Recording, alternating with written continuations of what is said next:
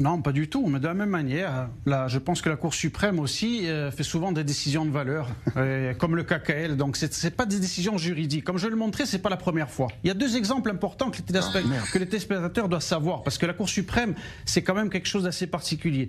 Et c'est depuis 95 d'ailleurs, parce qu'avant 95, bien entendu, il y avait pas ces problèmes-là. Donc, personne ne disait qu'on n'était pas en démocratie. Ça, je voudrais quand même le rappeler. Le parti Balad, par exemple, qui est un parti que je le rappelle, un parti arabe qui est pour le démantèlement de l'État juif, c'est-à-dire qui se bat vraiment pour qu'on perde le caractère de l'État juif de notre État.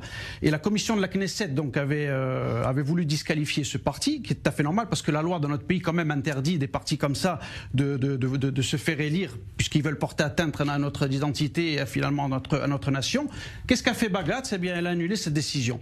Alors on se demande pourquoi là aussi, si c'était une décision juridique, non, mais une décision de valeur certainement. Donc qui est derrière Bagatz? En 2005 aussi, après des années de guerre, la Knesset vote une loi donc pour empêcher à nos ennemis de réclamer des indemnités, parce qu'il faut savoir qu'on est le seul pays au monde où nos ennemis demandent des indemnités à Tsahal, c'est-à-dire que on nous déclenche la guerre, on nous fait des guerres, on nous tire des roquettes, quand nos soldats répondent, en plus il faut payer. Et ça, ce qui c'est qui a fait annuler ces décisions de la Knesset, c'est Bagatz.